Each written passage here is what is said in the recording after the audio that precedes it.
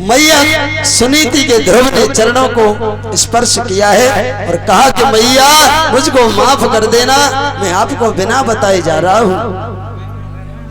ध्रुव जी जंगल में पहुंचे, जैसे ही चले जा रहे थे तो परीक्षित जी रास्ते में नारद जी मिल गए।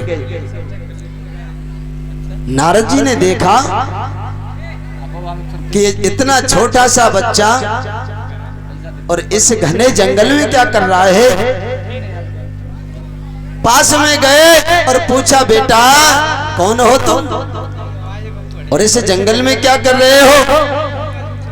शायद तुम नहीं जानते इस जंगल में कितने भयानक जीव जंतु रहते हैं, क्यों चले आए यहाँ पर? और नारद जी ने एक बात कही कि बेटा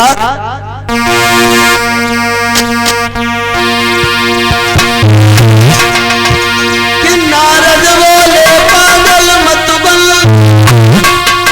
आगे जो कदम बढ़ाएगा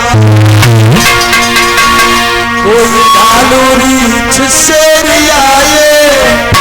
बेटा कि कोई भालू से और बंदर कोई तुम्हें उठा ले जाएगा।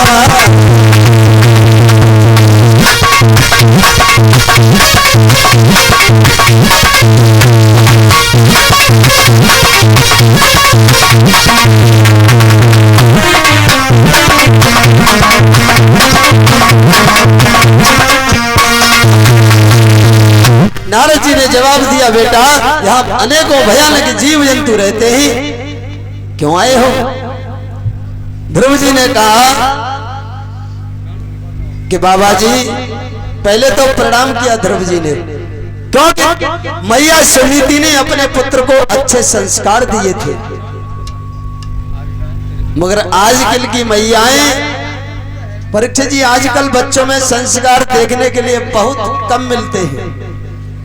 आज के जो बच्चे हैं, क्योंकि मैयाओं ने संस्कार दिए ही नहीं। बच्चे में जितने भी संस्कार जाते हैं वो उसकी माँ के द्वारा जाते हैं। मैया चाहे तो अपने बेटे को डाकू बना दे, चोर बना दे, और मैया ही चाहे तो अपने पुत्र को संत बना दे। माता पिता शत्रु बैरी, हर माँ को अपने पुत्रों को संस्कारवान बनाना चाहिए। आजकल मैयाओं की भी बड़ी विचित्र स्थिति हो गई है महाराज,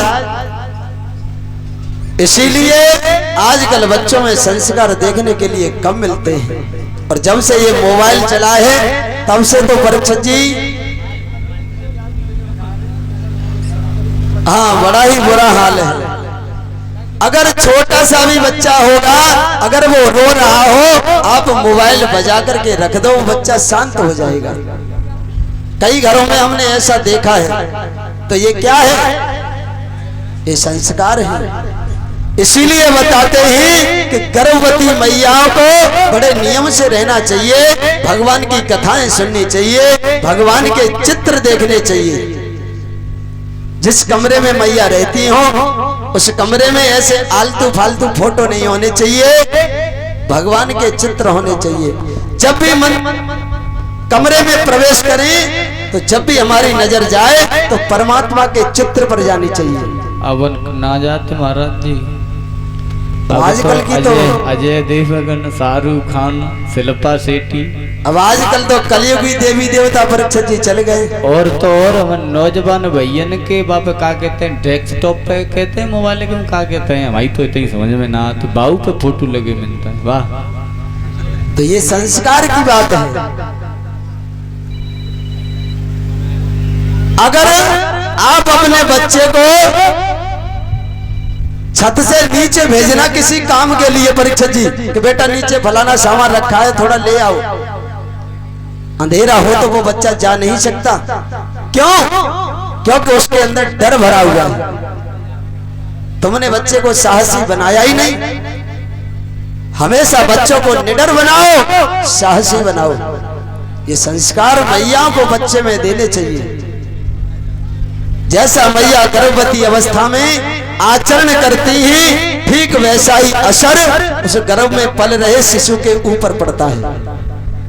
इसीलिए मैया को चाहिए कि पूरे नियम से समय का यापन करें। आज ध्रुव जी ने संत को, नारद जी को प्रणाम किया। नारद जी समझ गए इस बच्चे की पहली सीढ़ी पक्की है। ध्रुव जी ने नारद जी से कहा कि बाबा आप कौन हैं? जवाब दिया मैं देवर्षि नारद हूं। नारद, आप वही देवर्षि नारद हैं? बोले हाँ। और फिर भी आप मुझे ये जंगली जानवरों से आप डरा रहे हो, कैसे संत हैं आप? और ध्रुव जी ने एक बात कही कि आप इन शेर बंदर भालू से मुझे डरा रहे हो, ये संत की पहचान नहीं है और मुझे ऐसा लग रहा है कि आप संत नहीं, कि तुम मोती से डराई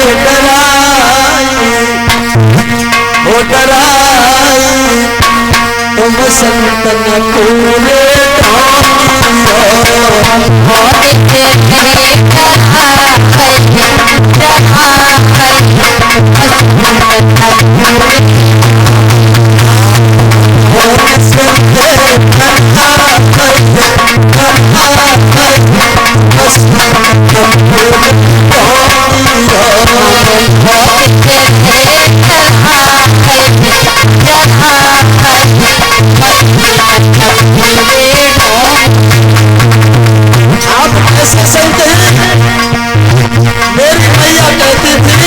सारे जीवों में परमात्मा का वास होता है।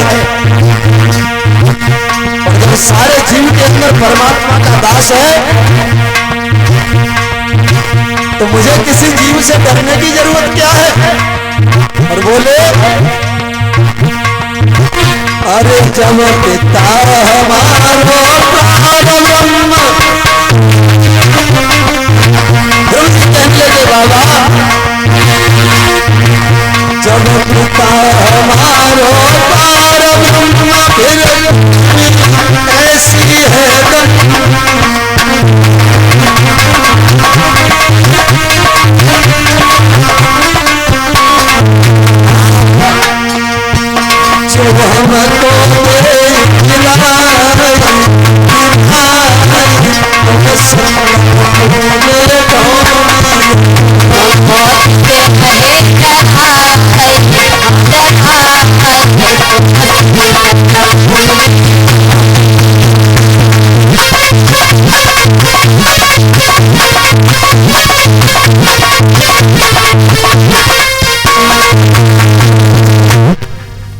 अंत में ध्रुव जी ने कहा मेरी मैया कहती थी कि हर एक जीव में परमात्मा का वास होता है, फिर मुझे किसी से डरने की क्या जरूरत?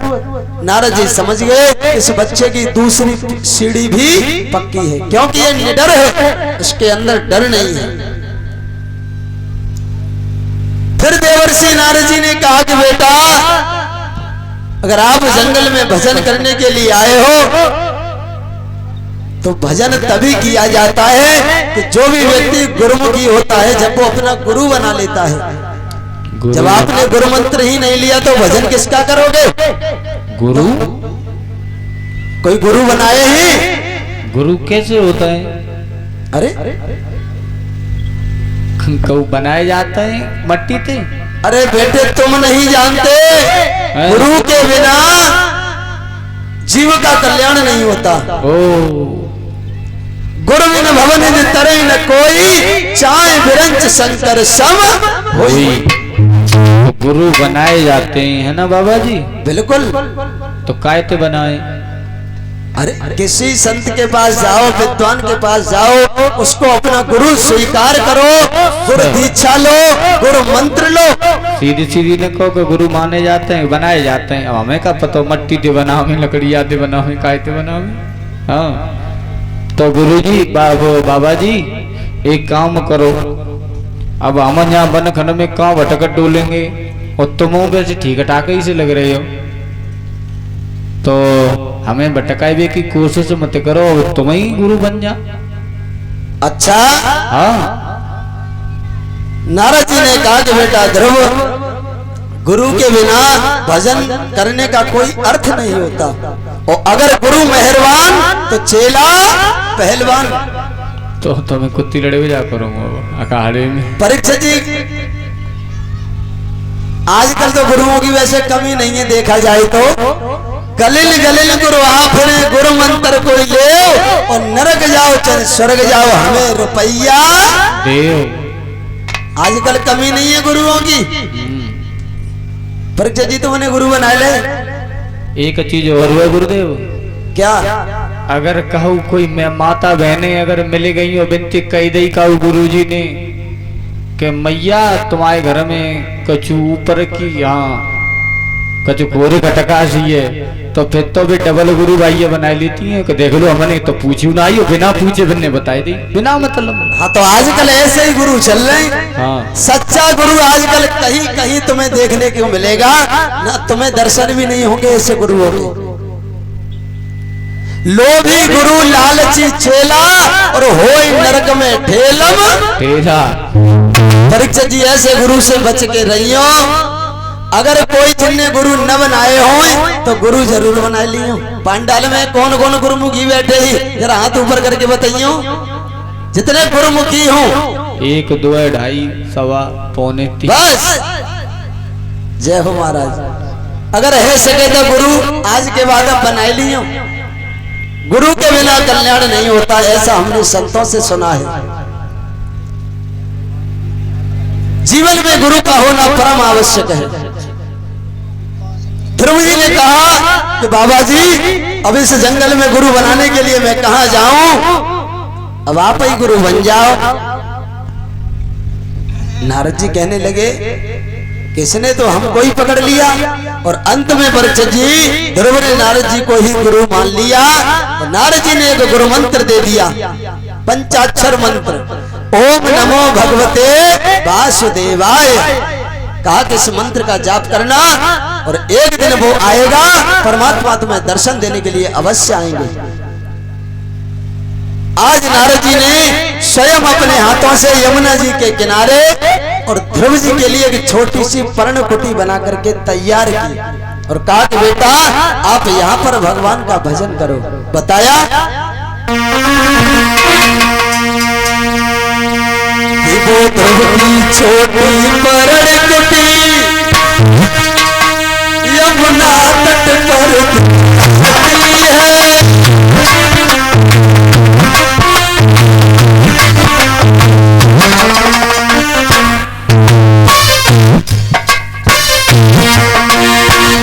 कहने लगे बेटा वो ध्रुव की छोटी पर्णकुटी यमुना तट पर खिलाती है।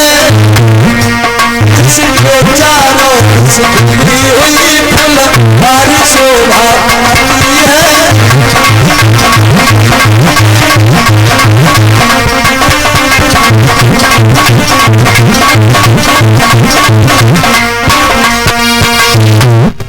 आज ध्रुव जी की छोटी सी पर्णकुटी देवर्षि नारद ने बनाई और कहा कि बेटा यहीं बैठ करके भगवान की तपस्या करना। और अंत में इतना कहने के बाद नारद जी तो वहां से प्रस्थान कर जाते हैं। अब परीक्षित जी ध्रुव जी ने क्या किया, भगवान की तपस्या करना प्रारंभ कर दिया। जैसे ही तपस्या करना प्रारंभ कर दिया, पहले महीने की तपस्या प्रारंभ की तो परीक्षित जी बताया कि कैथ के फल को खा करके प्रथम महीने की तपस्या की। जैसे ही दूसरा महीना प्रारंभ हुआ तो बेर को खा करके ध्रुव जी तपस्या करते हैं, और जैसे ही तीसरा महीना चालू हुआ केवल जल पी करके तपस्या करते हैं। और अंत में ध्रुव जी ने अटल समाधि लगा ली। और यहां तक बताया कि ध्रुव जी ने अपनी प्राण वायु को रोक दिया। परीक्षित जी जब भक्ति की अंतिम सीमा पर पहुंच जाता है तो उसकी श्वास रुक जाती है, और जैसे ही सांस रुकी सारी त्रैलोकी की प्राणियों की सांस रुक गई, सारी त्रैलोकी में हाहाकार मच गया, त्राहिमाम मच गया। सारे जीव तड़फड़ाने लगे, घबराने लगे। क्या दशा है?